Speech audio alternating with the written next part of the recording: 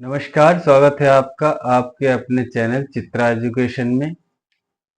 और आज हम एनसीईआरटी क्लास 7 इतिहास एसएसटी का तीसरा अध्याय दिल्ली 12वीं से 15वीं शताब्दी शुरू करने जा रहे हैं। शुरू करने से पहले अगर आप चैनल पर नए हो तो चैनल को सब्सक्राइब करें, वीडियो को लाइक करें और ज़्यादा से ज़्यादा शेयर करें। और नोट्स के लिए टेलीग्राम चैनल ज्वाइन करें, लिंक डिस्क्रिप्शन बॉक्स में है। तो शुरू करते हैं आज की क्लास। दिल्ली 12वीं से 15वीं शताब्दी। 12वीं सदी के मध्य में तोमरों को अजमेर के चौहानों, जिन्हें शाहमान नाम से भी जाना जाता है, ने परास्त किया। तोमरों और चौहानों के राज्यकाल में ही दिल्ली वाणिज्य का एक महत्वपूर्ण केंद्र बन गया। इस शहर में बहुत सारे समृद्धशाली जैन व्यापारी रहते थे, जिन्होंने अनेक मंदिरों का निर्माण करवाया। यह देहली वाला कहे जाने वाले सिक्के भी ढाले जाते थे, जो काफी प्रचलन में थे। 13वीं सदी के आरंभ में दिल्ली सल्तनत की स्थापना हुई और इसके साथ दिल्ली एक ऐसी राजधानी में बदल गई जिसका नियंत्रण इस उपमहाद्वीप के बहुत बड़े क्षेत्र पर फैला था।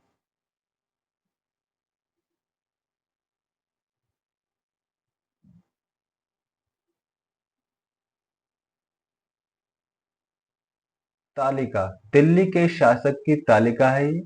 राजपूत वंश तोमर आरंभिक 12वीं शताब्दी 1665। अग्नपाल 1130 से 1145। चौहान हमारे 1165 से 1192। पृथ्वीराज चौहान 1175 से 1192। प्रारंभिक तुर्की शासक 1200 से 1290। कुतुबुद्दीन ऐबक 1206 से 1210। शमसुद्दीन इल्तुमिश 1210 से 1236 ईस्वी तक। रजिया 1236 से 1240 तक। गयासुद्दीन बलबन 1266 से 1287 तक इन्होंने शासन किया। खिलजी वंश 1290 से 1320 तक। जलालुद्दीन खिलजी 1290 से 1296 ईस्वी तक। अलाउद्दीन खिलजी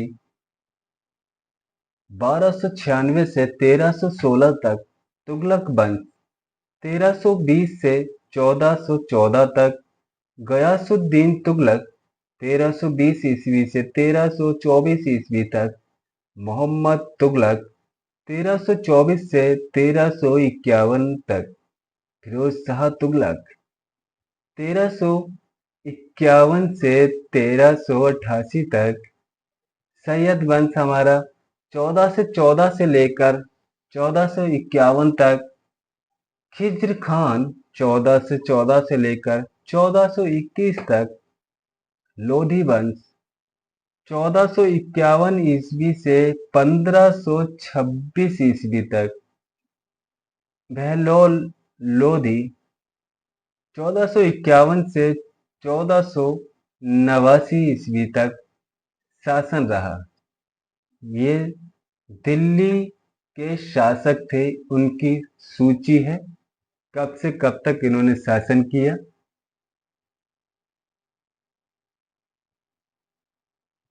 सुल्तानों के अधीन दिल्ली।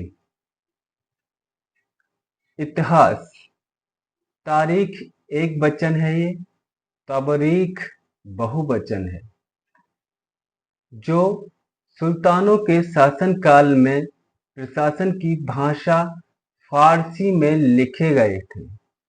तौरीख के लेखक सचिव, प्रशासक, कवि और दरबारियों जैसे सुशिक्षित व्यक्ति होते थे, जो घटनाओं का वर्णन करते थे और शासकों को प्रशासन संबंधी सलाह भी देते थे।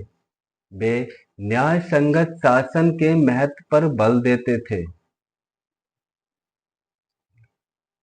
तौरीख के लेखक नगरों में रहते थे, गांव में शायद ही कभी रहते हों। तौरीख के लेखक नगरों में, विशेषकर दिल्ली में रहते थे, गांव में शायद ही रहते हों। वे अक्सर अपने इतिहास सुल्तानों के लिए उनके ढेर सारे इनाम इकराम पाने की आशा में लिखा करते थे। ये लेखक अक्सर शासकों को जन्मसिद्ध अधिकार और लिंग भेद पर आधारित आदर्श समाज व्यवस्था बनाए रखने की सलाह देते थे। उनके विचारों से सारे लोग सहमत नहीं होते थे। उनके विचारों से सारे लोग सहमत नहीं होते थे। सन 1236 में सुल्तान इल्तुमिश की बेटी रजिया सिंहासन पर बैठी। उस युग में इतिहासकार मिन्हाज-ए-सिराज ने स्वीकार किया कि वह अपने सभी भाइयों से अधिक योग्य और सक्षम थी, लेकिन फिर भी वह एक रानी को शासक के रूप में मान्यता नहीं दे पा रहा था। दरबारी जन भी उसके स्वतंत्र रूप से शासन कराने की कोशिश में प्रसन्न नहीं थे। सन 1240 में उसे सिंहासन से हटा दिया गया। 1240 ईस्वी में उसे सिंहासन से हटा दिया गया। रजिया के विषय में मिन्हाज के विचार अन्य महत्वपूर्ण भारतीय शासकों ने क्या किया? मिन्हाज-ए-सिराज का सोचना था कि ईश्वर ने जो आदर्श समाज व्यवस्था बनाई है, उसके अनुसार स्त्रियों को पुरुषों के अधीन होना चाहिए और रानी का शासन इस व्यवस्था के विरुद्ध जाता था। इसलिए वह पूछता है, खुदा की रचना के खाते में उसका ब्यौरा चूंकि मर्दों की सूची में नहीं आता, इसीलिए इतनी शानदार खूबियों से भी उसे आखिर हासिल क्या हुआ? उसका ये सोचना था कि इतनी शानदार खूबियों के बाद भी क्या हासिल हुआ। रजिया ने अपने अभिलेखों और सिक्कों पर अंकित करवाया कि वह सुल्तान इल्तुमिश की बेटी थी। आधुनिक आंध्र प्रदेश के वरगला क्षेत्र में किसी समय काकतीय वंश का राज था। उस वंश की रानी रुद्रमा देवी 1262 से 1289 के व्यवहार से रजिया का व्यवहार बिल्कुल विपरीत था। रुद्रमा देवी के व्यवहार से रजिया का व्यवहार बिल्कुल विपरीत था। रुद्रमा देवी ने अपने अभिलेखों में अपना नाम पुरुषों जैसा लिखवाकर अपने पुरुष होने का भ्रम पैदा किया। एक और महिला शासक थी कश्मीर की रानी रिद्दा। 980 ईस्वी से 1003। उनका नाम दीदी, बड़ी बहन से निकला है। जाहिर है प्रजा ने अपनी प्रिय रानी को ये स्नेह भरा संबोधन दिया होगा। खिलजी और तुगलक वंश के अंतर्गत प्रशासन नजदीक से एक नजर। दिल्ली सल्तनत जैसे विशाल साम्राज्य के समेकन के लिए विश्वसनीय सूबेदारों और प्रशासकों की जरूरत थी। दिल्ली के आरंभिक सुल्तान विशेषकर इल्तुमिश सामंतों और जमींदारों के स्थान पर अपने विशेष गुलामों को सूबेदार नियुक्त करना अधिक पसंद करते थे। इन गुलामों को फारसी में बंदगा कहा जाता है तथा इन्हें सैनिक सेवा के लिए खरीदा जाता था। इन्हें राज्य के कुछ बहुत से महत्वपूर्ण राजनीतिक पदों पर काम करने के लिए बड़ी सावधानी से प्रशिक्षण किया जाता था। वे चूंकि पूरी तरह से अपने मालिक पर निर्भर होते थे, इसलिए सुल्तान भी विश्वास करके उन पर निर्भर हो सकते थे।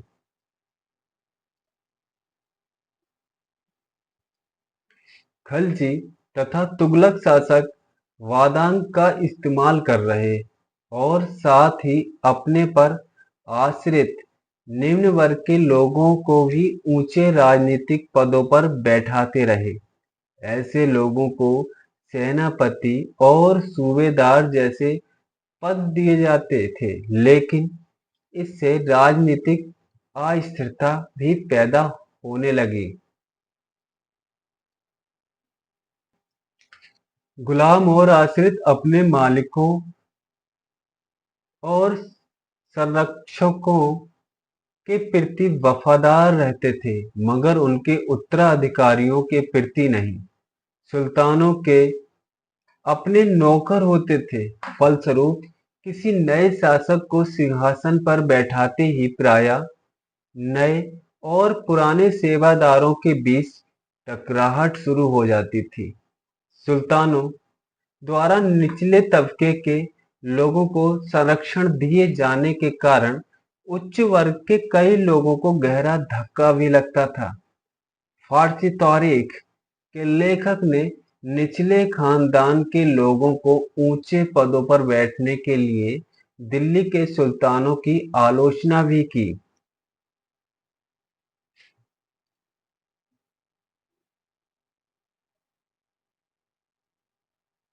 पहले वाले सुल्तान की ही तरह खलजी और तुगलक शासकों ने भी सेना नायकों को भी भिन्न-भिन्न आकार के इलाकों के सूबेदार के रूप में नियुक्त किया।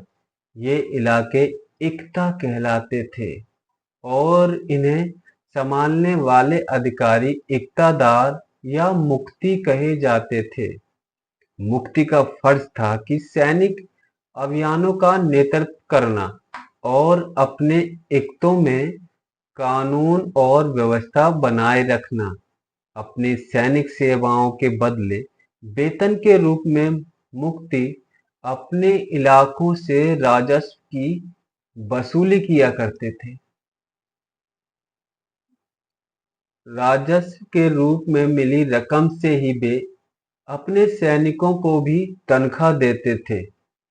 मुफ्ती लोगों पर काबू रखने का सबसे प्रभावशाली तरीका ये था कि उनका पद वंश परंपरा से ना चले और उन्हें कोई भी इक्ता थोड़े-थोड़े समय के लिए मिले, जिसके बाद उनका स्थानांतरण कर दिया जाए।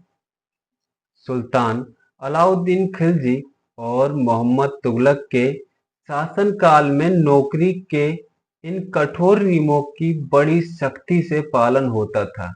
मुफ्ती लोगों द्वारा एकत्रित किए गए राजस्व की रकम का हिसाब लेने के लिए राज्य द्वारा लेखा अधिकारी नियुक्त किए जाते थे।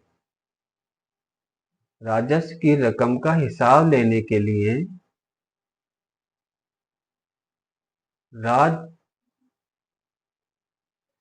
लेखा अधिकारी नियुक्त किए जाते थे। इस बात का ध्यान रखा जाता था कि मुफ्ती राज्य द्वारा निर्धारित कर ही वसूले और तय संख्या के अनुसार सैनिक रखें। जब दिल्ली के सुल्तान शहरों से दूर अतिरिक्त इलाकों को भी अपने अधिकारों में ले आए तो उन्होंने भूमि के स्वामी सामंतों और अमीर जमींदारों को अपनी सत्ता के आगे झुकने को बाध्य कर दिया। अलाउद्दीन खिलजी के शासनकाल में भू राजस्व के निर्धारण और वसूली की कार्य को राज्य अपने नियंत्रण में ले आया। स्थानीय सामंतों से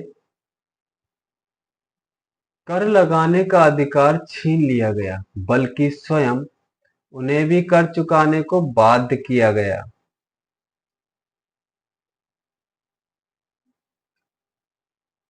सुल्तान के प्रशासकों ने जमीन की पैमाइश की और इसका हिसाब बड़ी सावधानी से रखा। कुछ पुराने सामंत और जमींदार राजस्व के निर्धारण और वसूली अधिकारी के रूप में सल्तनत की नौकरी करने लगे। उस समय 3 तरह के कर थे। कृषि पर, जिसे खराज कहा जाता था और जो सन की उपज का लगभग 50% होता था। दूसरा कर था मवेशियों पर तथा तीसरा कर था घरों पर। 3 तरह का कर लगाया जाता था।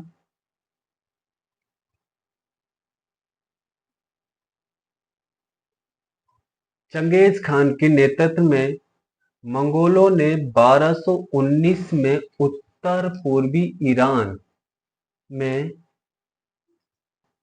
ट्रांसऑक्सिसियान, आधुनिक उज़्बेकिस्तान पर हमला किया। इसके शीघ्र बाद ही दिल्ली सल्तनत को उनका धावा झेलना पड़ा। अलाउद्दीन खिलजी और मोहम्मद तुगलक के शासनकालों के आरंभ में दिल्ली पर मंगोलों के धावे बढ़ गए। इससे मजबूर होकर दोनों ही सुल्तानों ने एक विशाल स्थानीय सेना खड़ी करनी पड़ी। इतनी विशाल सेना को संभालना प्रशासन के लिए भारी चुनौती थी।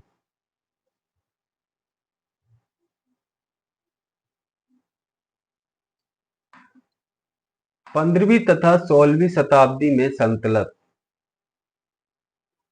तुगलक वंश के बाद 1526 तक दिल्ली तथा आगरा पर सैयद तथा लोदी वंशों का राज्य रहा।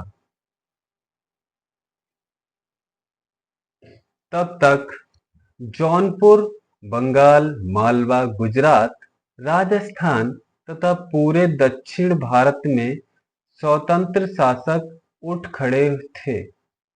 उनकी राजधानियां समृद्ध थीं और राज फल फूल रहे थे। इसी काल में अफगान तथा राजपूतों जैसे नए शासक समूह भी उभरे। इस काल में स्थापित राज्यों में से कुछ छोटे तो थे पर शक्तिशाली थे और उनका शासन बहुत ही कुशल तथा सुव्यवस्थित तरीके से चल रहा था। शेरशाह सूरी 1540 से 1545 ने बिहार में अपने चाचा के एक छोटे से इलाके में प्रबंधक के रूप में काम शुरू किया और आगे चलकर उनसे इतनी उन्नति की। मुगल सम्राट हुमायूं 1530 से 1540 और 1555 से 1556 तक को चुनौती दी और परास्त किया। शेरशाह ने दिल्ली पर अधिकार करके स्वयं अपना राजवंश स्थापित किया। सूरवंश ने केवल 15 वर्ष यानी कि 1540 से 1555 तक शासन किया, लेकिन इसके प्रशासन ने अलाउद्दीन खिलजी वाले कई तरीकों को अपनाकर उन्हें चुस्त बना दिया।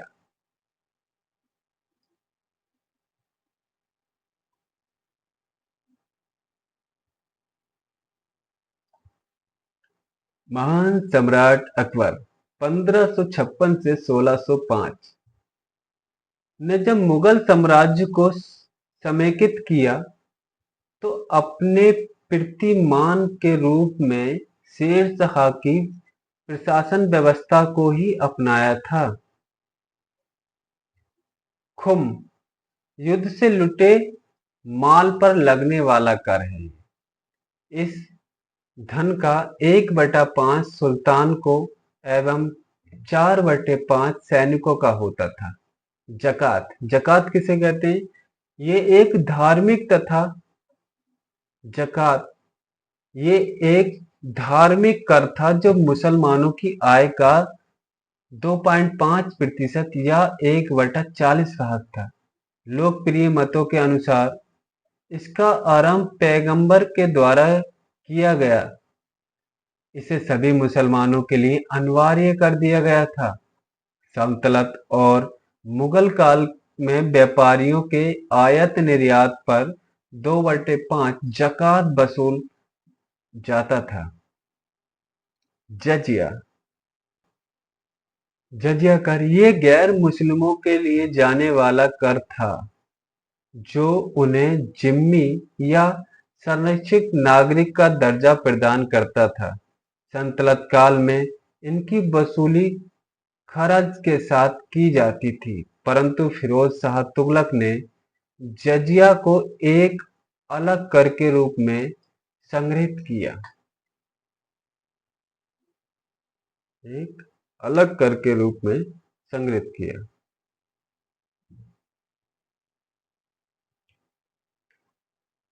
तो इसी के साथ आज का हमारा तीसरा चैप्टर यहीं पे संपन्न होता है।